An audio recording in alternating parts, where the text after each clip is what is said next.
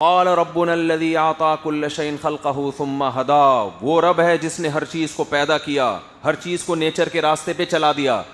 ہر چیز جو مینجمنٹ آپ کو نظر آ رہی ہے یہ آٹومیٹیکلی نہیں ہے.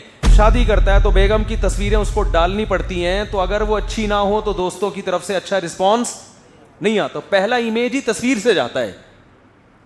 اس کا بہت بڑا نقصان ہو رہا ہے ان لڑکیوں کو جن کی شکلیں زیادہ خوبصورت نہیں ہیں. کسی نے شادی کی، اس کی بیوی خوبصورت ہے، بدصورت ہے، طلاق یافتہ ہے، بیوہ ہے، عمر زیادہ ہے، عمر کم ہے، اس کا ہیڈیک ہے. بھائی تو ٹھیک ہے، تو نے شادی کر لی، مٹھائی کھلا دے، پتلی گلی سے نکلو. دلہن کو جھانکنے کی کوشش مت کرو. اب دلہنیں بیٹھی ہوتی ہیں شادی ہال میں، مرد بھی جا کے دیکھ رہے ہیں اس کو، دوست بھی جا کے دیکھ رہے ہیں. اب بتاؤ کوئی 25 سال کا آدمی 40 سال کی بیوہ سے کرے گا ایسی صورت میں شادی؟ Thanks for watching. Don't forget to like, comment, share and subscribe to Mufti Tariq Masood, famous scholar. قال ربنا الذي اعطى كل شيء خلقه ثم هدى، وہ رب ہے جس نے ہر چیز کو پیدا کیا، ہر چیز کو نیچر کے راستے پہ چلا دیا. ہر چیز جو مینجمنٹ آپ کو نظر آ رہی ہے یہ آٹومیٹیکلی نہیں ہے. مینجمنٹ کسی مینیجر کے بغیر ممکن نہیں ہے. اگر یہ کائنات خود سے ہوتی، خود ہی چل رہی ہوتی، اس میں یہ مینجمنٹ تھوڑی ہوتی ہے. تو اب الٹ پٹا، میں نے اکثر مثال دیتا ہوں نا، گلاس ٹوٹتا خود بخود ہے، جڑ کبھی خود بخود نہیں سکتا. گلاس خود بخود نہیں جڑ سکتا. یہ انسان جڑ کے انسان کیسے بن گیا بھائی؟ آنکھ، ناک، کان، دل، دماغ، جگر، یہ پانی میں ایسے سافٹ ویئر کیسے انسٹال ہو گئے کہ ماں کے رحم میں پانی جاتا ہے اور اس میں آنکھیں اگنا، ناک اگنا، کان، دل، دماغ، جگر اگنا شروع، اور ادھر دنیا میں آیا اور ماں کی چھاتیوں میں دودھ پیدا ہو گیا. تو موسیٰ علیہ السلام یہ مختصر لفظ میں بتا رہے ہیں، انزل من السماء ماء، آسمان سے پانی برسا رہا ہے اور طرح طرح کے نباتات پیدا کر رہا ہے. پوری اللہ کی کبریائی بیان کرتے چلے جا رہے ہیں.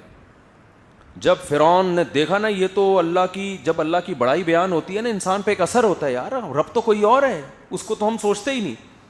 ہمارے ایک دوست ہیں تبلیغ میں بڑا وقت لگایا انہوں نے، اب لگا رہے بھی رہے ماشاءاللہ. وہ بڑے لبرل قسم کے، بالکل ہی آزاد خیال تھے، نہ نماز نہ روزہ نہ. میں نے ان سے پوچھا آپ یہ ایک دم لائن پہ کیسے آ گئے؟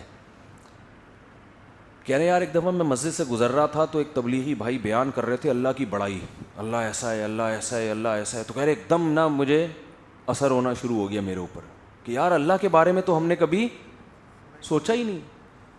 ہم تو ہر وقت فلاں کی گاڑی ایسی، فلاں کی بنگلہ ایسا، فلاں کا جائیداد ایسی، فلاں کی بزنس ایسا، فلاں کی بیوی ایسی. یہ بھی تبصرے ہو رہے ہیں آج کل، میری والی ایسی، اس کی ایسی. یہ بھی تبصرے آج کل نوجوانوں میں ہو رہے ہیں.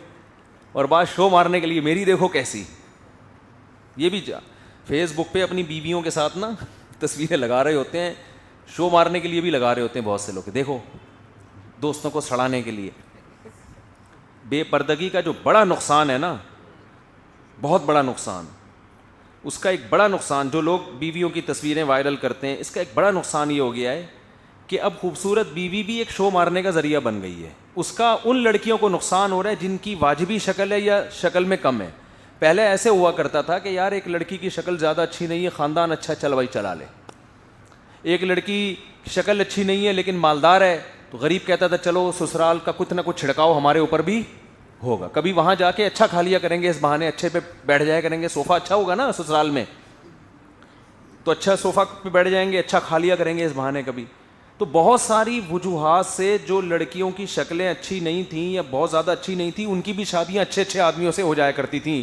لیکن اب نوجوان جب شادی کرتا ہے تو بیگم کی تصویریں اس کو ڈالنی پڑتی ہیں، تو اگر وہ اچھی نہ ہو تو دوستوں کی طرف سے اچھا رسپانس نہیں آتا. پہلا امیج ہی تصویر سے جاتا ہے.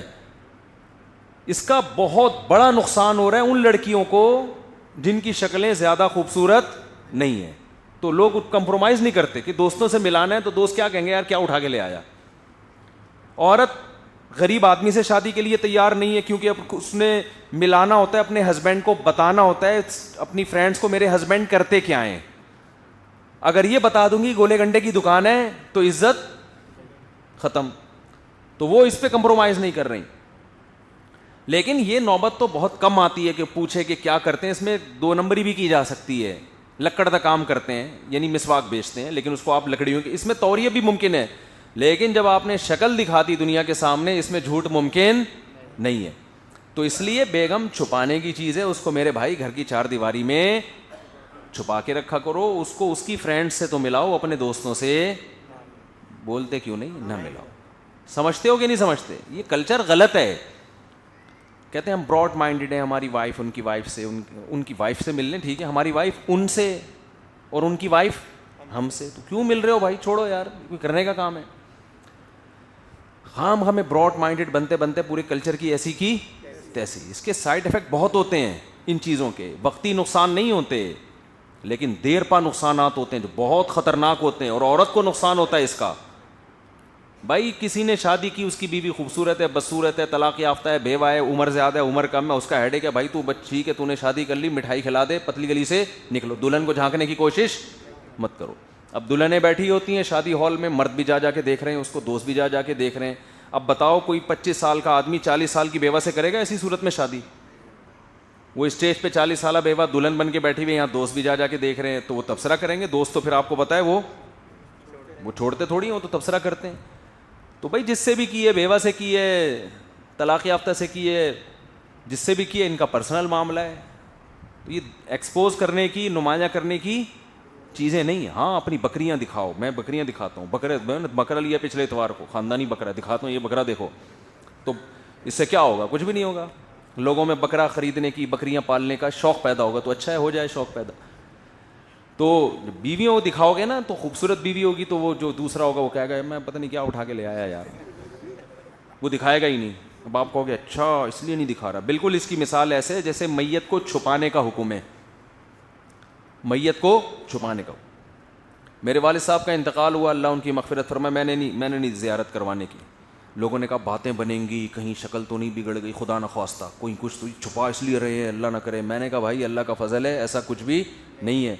اور میں نے کہا بعض دفعہ انسان کی شکل خراب بھی ہو سکتی ہے موت کی وجہ سے, یہ تو نیچرل ہے نا. فالج والا آدمی کا منہ ٹیڑھا ہو جاتا ہے, بعض دفعہ کچھ بھی 10 چیزیں ہو سکتی ہیں. تو اس سے تو اور ثابت ہوتا ہے کہ میت کو چھپانا چاہیے, تاکہ اگر اس کی شکل خراب ہو گئی ہے تو لوگ اس کے بارے میں غلط تبصرے نہ کریں. اسلام میں میت کو بڑی عزت دی گئی ہے, تبھی تو غسل کفن دے کے جنازہ پڑھ کے دفنایا جاتا ہے. تو اسلام یہ چاہے گا کہ لوگ اس کے بارے میں کہیں اس کا منہ یوں ہو گیا, اس کا منہ ایسا ہو گیا, اس کا یوں ایسا ہو گیا. تو وہاں بھی یہی مسئلہ ہے. خیر, تو موسیٰ علیہ السلام کے ایک دلیل کیا ہو گئی, یعنی میں بتا رہا ہوں کہ اللہ پیغمبر کے برحق ہونے کے ایک دلائل نہیں بلکہ دلائل کے انبار لگاتے ہیں. پھر جا کے وہ دعویٰ کرتے ہیں کہ ہم نبی ہیں, اور پھر ان کو کوئی فالو نہیں کرے گا تو بستیوں کی بستیاں الٹ دی جاتی ہیں, قوموں کو سمندروں میں غرق کر دیا جاتا ہے, زمین میں دفن کر دیا جاتا ہے, دنیا کا عذاب بھی آتا ہے, آخرت کا عذاب بھی آتا ہے. تو یہ ایسا ہی نہیں ہو جاتا.